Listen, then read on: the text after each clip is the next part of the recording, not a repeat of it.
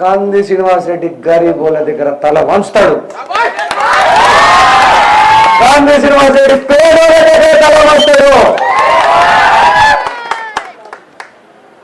ఇప్పటి వరకు చాలా మంది ఆ పొలిటికల్ రిచ్ నువ్వు గా శెట్టి కలిపో గీసోడి, నేను ఓ శెట్టి కలరా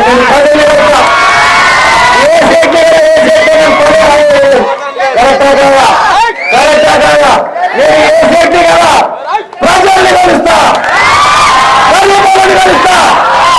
నా బిడ్డలు గరీబోలు, మీ చిన్న కొడుకు నేను, మీ ఇంటి చిన్న తమ్ముని నేను, సేట్లకు నాకు పని లేదు.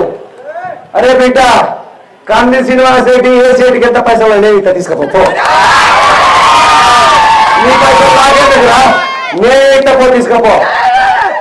కంది శ్రీనివాస్ రెడ్డి ఏం చెప్పిండు, నా జీవితంలో సంపాదించినటువంటి పైసలు 2 కోట్లన్నా కానీ నా సాఫ్ట్వేర్ కంపెనీలో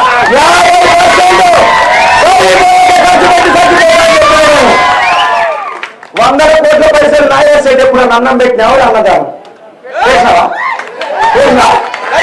చేసినావా? ఓ పెళ్లికి పోతే కట్నం పెట్టావా? నీ దగ్గర 100 కోట్లు ఎందుకురా? ఎందుకు బాబు, ఎందుకు చెప్పు అని అడిగేదా? కంది శ్రీనివాస్ రెడ్డి ప్రజల ప్రేమకు మాత్రమే లొంగుతాడు. గరీబోళ్ళు గుర్తుపెట్టుకోండి, వడ్డీల వ్యాపారం చేసేటోళ్ళని నమ్మకండి. మీ రక్తం తాగుతారు, మీ రక్తం. పత్తి రైతుల రక్తం దాగి ఆత్మహత్యలకు పురుగెలిపేది వడ్డీ వ్యాపారులే కాదా? పత్తి రైతుల రక్తం దాగేది వడ్డీ వ్యాపారులే కాదా? నేను చెప్తున్నా గవర్నమెంట్ మళ్ళా లోన్లు ఇచ్చి రైతుల్ని ఆదుకునే రోజులు వస్తాయి. ఏమన్నా అనుకోండి, కానీ ఒక్కటి మాత్రం నేను చెప్తున్నా, నేను ప్రజల పక్షపాతిని. న్యాయంగా వ్యాపారం ఎవరైనా చేసుకోవచ్చు, దుకాణం నడుపుకొని మంచిగా నడుపుకొని అన్ని బాగా చేసుకోండి. కానీ రైతుల దగ్గర లక్షలాది రూపాయల ముక్కు పిండి వసూలు చేయొద్దు. వడ్డీని ధర్మం కాదది, న్యాయం కాదది, ధర్మం కాదు, న్యాయం కాదు. న్యాయమైన పనులు చేయండి. గరీబోళ్లకు అవసరమైతే సహాయం చేయండి, 1 రూపాయి సహాయం చేయండి. వాళ్ళు మీ పేరు గుర్తుంచుకుంటారు. ఏ పైసలు మనతోని రావు, వస్తాయా? మనతోని మంచి పేరు చెడ్డ పేరు రెండే వస్తాయి. కరెక్టేనా కాదా? నిజమేనా కాదా? కోట్లున్నాడు అమ్మ కడకపోయినా ఎవరైనా కడకపోతారా? ప్రపంచాలు ఎవరైనా పైసలు కడకపోయినా? ఒక్కడే కట్టకపోయింది. ఏం కట్టకపోయింది? మంచి పేరా చెడ్డ పేరా? కంది శ్రీనివాస్ రెడ్డి డబ్బులు సంపాదించుకోవాలంటే అమెరికాలో ఉంటున్న గీడానికి ఎందుకు కడుతున్నా? నాకు పైసలు అవసరం లేదు, నాకు కావాల్సింది మంచి పేరు. సేవ చేసి మంచి పేరు సంపాదించుకోవాలనే ఉద్దేశంతో నేను రాజకీయాలకు వచ్చిన. నా పేరు నేను చచ్చిపోయినాక 100 ఏళ్ళు కూడా గుర్తు పెట్టుకోవాలా ప్రజలని. కంది శ్రీనివాస్ రెడ్డి పైసలు తినడు, ఎక్కడ అన్యాయం జరిగినా సహించడు, ఎక్కడ లంచం తీసుకున్నా సహించడు. కంది శ్రీనివాస్ రెడ్డి లంచ గొండిలని ఉరికిత్తాం. ఆదిలాబాద్ నుంచి గుర్తుపెట్టుకోండి. భూ కబ్జాలను ఉరికిత్తాం. గరీబోళ్ళు ప్రేమతోని ప్రశాంతంగా జీవించే జీవితాన్ని ఒక గొప్ప ఆదిలాబాద్ని నిర్మిద్దామా? మీరందరూ నాకు తోడుకుంటారా? మీరు నా అక్క చెల్లెలు తోడుకుంటారా? మా చిన్నమ్మాయి నాకు తోడుకుంటారా? మీరందరూ నాకు తోడుంటే ఒక్క జోగు రామన్ ఏందే 10 మంది జోగు రామన్ల గల్లా పడతాను.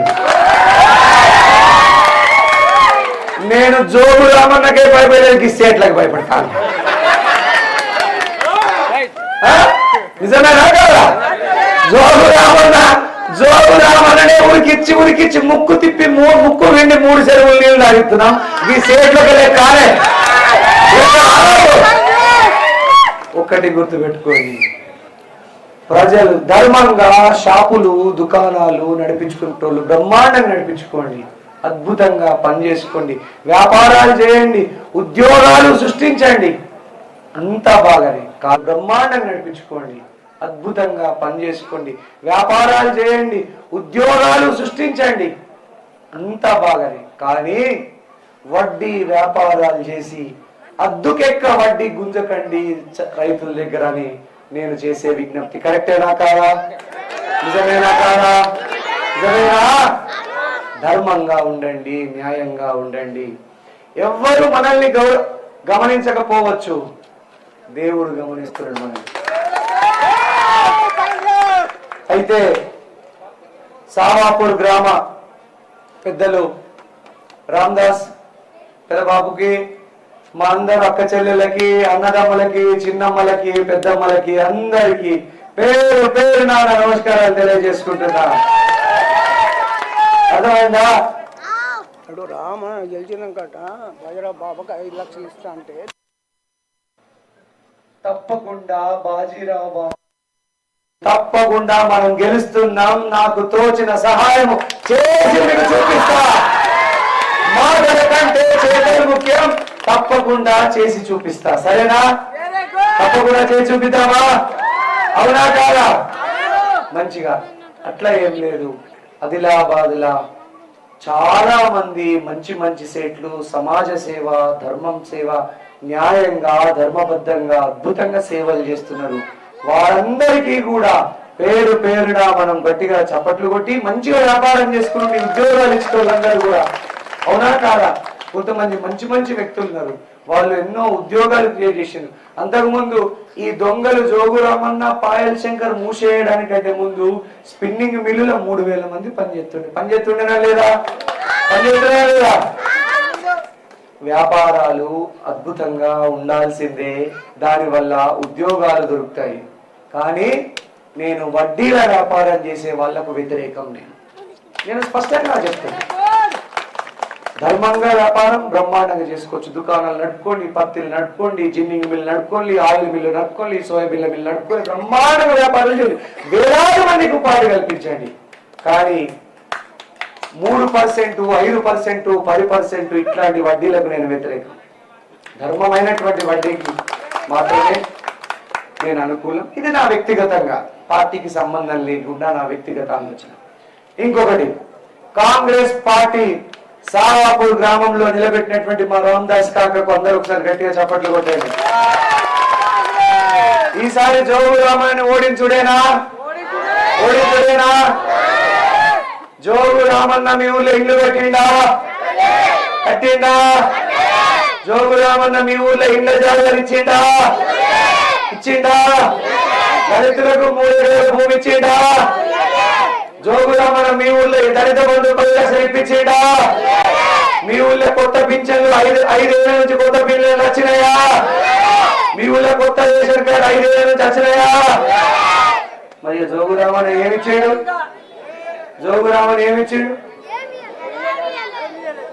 ఏ ఊర్లకు పోయినా పిల్లగాళ్ళు ఏమంటారంటే జోగు రామన్న ఉల్లిగడ్డ ఇచ్చిండు. ఉల్లిగడ్డ ఇచ్చిండా? ఏమిచ్చిండు జోగు రామన్న? ఉల్లిగడ్డనా? ఏమిచ్చిండు? అసలు పిల్లలకు కూడా ఏమి చేయలేదు. 15 ఏళ్ళ నిద్రపోయిందా లేదా? పోయిందా లేదా? కుంభకర్ణ నిద్రపోయిండు. ఇక్కడ కాంగ్రెస్ పార్టీ జెండాని మనం ఎగిరేయాల్సిన అవసరం ఉన్నది. చేతి గుర్తు పార్టీని గెలిపియకపోతే మళ్ళా 5 ఏళ్ళు చేతి గుర్తు పార్టీకి ఓట్లేకపోతే మళ్ళీ జోగు రామన్న కారు గుర్తుకేస్తే మళ్ళీ 5 ఏళ్ళు మనకి ఇండ్లు రావు, మళ్ళీ 5 ఏళ్ళు మనకు పింఛన్లు రావు, మళ్ళీ 5 ఏళ్ళు మనకు రేషన్ కార్డు రావు, లోన్లు రావు, ఏమి రావు. అవునా కాదా? కాంగ్రెస్ పార్టీని, చేతి గుర్తు పార్టీని, మన కాంగ్రెస్ పార్టీ ఉన్నప్పుడు సావాపూర్ గ్రామంలో ఇందిరమ్మ ఇల్లు కట్టినామా లేదా? ఊరన్నీ ఇల్లు కట్టినామా లేదా?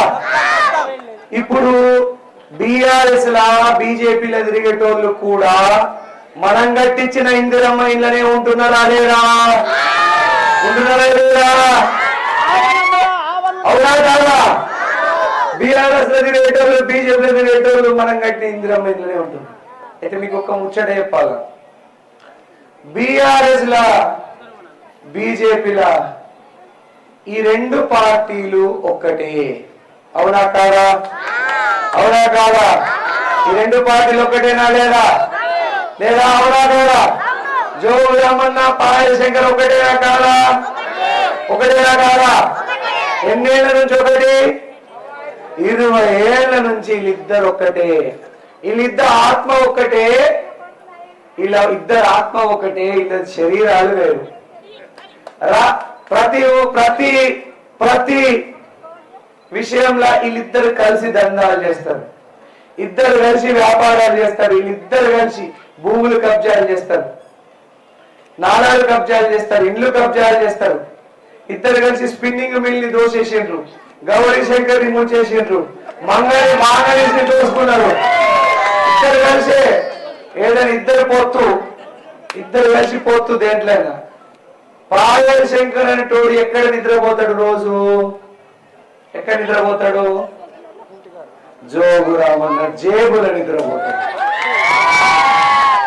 పాయల్ శంకర్ అనే వ్యక్తి పెద్దమ్మ ఎప్పుడు ఎమ్మెల్యేగా గెలవడు. జోగు రామన్న దగ్గర డబ్బులు తీసుకుంటాడు, ఓడిపోతాడు, తీసుకుంటాడు, ఓడిపోతాడు, తీసుకుంటాడు, ఓడిపోతాడు. అట్లా ఎన్నిసార్లు ఓడిపోయాడు? ఎన్నిసార్లు? 3 సార్లు ఓడిపోయాడు. మున్సిపల్ ఎలక్షన్లలో జోగు రామన్న కొడుకుని మున్సిపల్ చైర్మన్ చేయడం కోసం ఎన్ని కోట్లు తీసుకున్నావయ్యా పాయల్ శంకర్? ఆదిలాబాద్ ప్రజలకు చెప్పు. ఎమ్మెల్సీ ఎలక్షన్లలో టిఆర్ఎస్ క్యాండిడేట్ దండే విఠల్ ని గెలిపించడానికి ఎన్ని కోట్లు తీసుకున్నావయ్యా పాయల్ శంకర్? ప్రజలకు చెప్పు. ఎమ్మెల్సీ ఎలక్షన్ల పైసలు, మున్సిపల్ ఎలక్షన్ల పైసలు, ఎమ్మెల్యేగా నిలబడి కూడా పైసలు తీసుకుంటాడు, ఓడిపోతాడు, తీసుకుంటాడు, ఓడిపోతాడు. పాయల్ శంకర్ అట ఫోన్లు చేసి చెప్తుండట, ఇప్పుడు ఎట్లన్నా జోగు రామన్న ఓడిపోతాడని అంటుండే కదా. చెల్లెల కూడా ఏమంటుంది పెద్దమ్మా? ఏమంటుంది? మేము చేతికి ఎత్తాను సార్ అంటున్నా లేదా? అంటున్నా లేదా? ఏ ఊరికి కూలి పనులు పోయినా కైకిల్లోళ్ళు పోయినా ఏమంటున్నారు? మేము చేతికి ఎత్తాము అంటున్నా లేదా? ఈసారి అటు సూర్యుడు ఇటు పోసిన జోగు రామన్నకు మాత్రం వేయమని అంటున్నా. అంటున్నా లేదా? అంటున్నా లేదా? అయితే పెద్దమ్మా జోగు రామన్న అన్ని సర్వేలలో 50,000 మెజార్టీతో ఓడిపోతున్నాడని చెప్తున్నాయి. ఇక జోగు రామన్న నిద్ర పట్టలేదు. ఏం చేస్తుండో నిద్ర పట్టక రోజు ఒక ఫుల్ బాటిల్ ఓపెన్ చేస్తుండ్రు. చేసి పాయల్ శంకర్ జోగు రామన్న ఇద్దరు కలిసి ఫోన్లు చేస్తున్నట్టు అందరికి వాట్సాప్ లా. ఏమని ఫోన్లు చేస్తుండట? అరే పాయల్ శంకర్ కొట్టురా ఫోన్లు. ఇక పాయల్ శంకర్ రామన్న గొప్పడు చెప్తే చేయబడుతుంది కదా. ఇక ఫోన్ చేసి ఎవరికి ఫోన్ చేస్తాడు? కాక నీ పేరు కిష్టు కాకు. ఓ కిష్టు కాక పాయల్ శంకర్ ని మాట్లాడుతున్నా. ఆయన దగ్గర ఉన్న మందికి ఫోన్లు చేస్తున్నాడు పాయల్ శంకర్. ఏంది కిష్టు కాక? నేను పాయల్ శంకర్ ని మాట్లాడుతున్నా. మనం గెలుతలేము. మన పువ్వు గుర్తు మనకు ఒక డిపాజిట్ కూడా రాదు.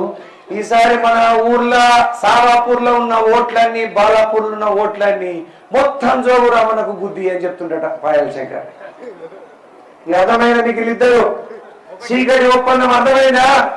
ఇద్దరు తోడుగా ఉన్నారు, ఇద్దరు కలిసి నాటకం ఆడుతుండ్రు. పాయల్ శంకరే స్వయంగా ఫోన్ చేసి జోగు రామన్నకు ఓట్లు గుద్దుమంటుండట. ఇదెంత అన్యాయం చూసిందా? అర్థమైందా మీకు? ఇలా చీకటి ఒప్పందం. పాయల్ శంకర్ జోగు రామన్న ఒక్కటే. మీరు జోగు రామన్నకు వ్యతిరేకంగా ఆదిలాబాద్ 2 పార్టీలు ఉన్నాయి. ఇప్పుడు ఇద్దరే క్యాండిడేట్ల మధ్య పోటీ. ఒకరు కాంతి శ్రీనివాస్ రెడ్డి, 2 జోగు రామన్న. పాయల్ శంకర్ పోటీ నుంచి తప్పుకున్నాడు. జోగు రామన్న దగ్గర అడుగుల్ని పాయల్ శంకర్ ఎన్ని కోట్లు తీసుకున్నావా? పాయల్ శంకర్ మొత్తం తినే దగ్గర కోట్లు, బాగా కోట్లు ఇచ్చిన జోగు ఎన్ని కోట్లు ఇచ్చినా నీకు అడుగు. కొంచెం ఏమో మాట్లాడే అడుగుతారా? పాయల్ శంకర్ ఆదిలాబాద్ పోటీ నుంచి తప్పుకున్నట్టే ఎంపిక జోగు రామన్నకు డైరెక్ట్ గా ప్రచారం చేయడం మొదలు పెడుతుంది సీక్రెట్ గా. పోటీ మనకు జోగు రామన్నకే. ఒక్క ఓటు కూడా ఉండాలా కూడా చూడండి. ఎవరైనా ఈ ఊళ్ళో పువ్వు గుర్తు కోటేస్తే మీ ఓటు సండాసులు వేసినట్టు. సరేనా? ఈసారి కాంగ్రెస్ పార్టీకి భారీ మెజార్టీతో ఓటేసి ప్రతి ఒక్కరు కాంగ్రెస్ పార్టీకి ఓటేసి గెలిపారు. గెలిపిస్తారా?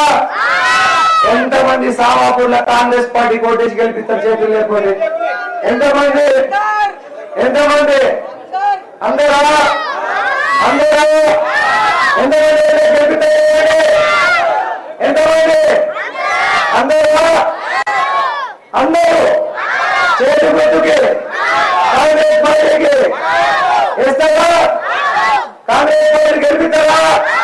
జోరు చిత్తు చిత్తు పెట్టారా? డిపాజిట్ గల్లని చేద్దామా? చేద్దామా? ఒక్కటి గుర్తు పెట్టుకోండి. మరి కాంగ్రెస్ పార్టీ వస్తే ఏమిస్తాయి?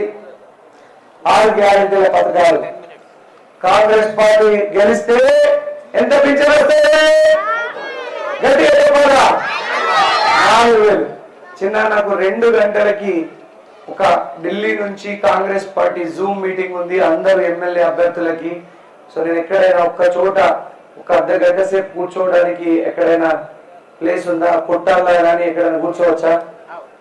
ఇక్కడ ఇక్కడ ఎక్కడ కూర్చోవచ్చు? ఇక్కడ కూర్చుంటే లొల్లి ఎక్కడ? ఈ దుకాణం దగ్గర ఉందా? లేకపోతే నా కార్ తీసుకురమ్మని చెప్పండి, నా కార్ లో కూర్చుంది జూమ్ మీటింగ్. కార్ కి రా.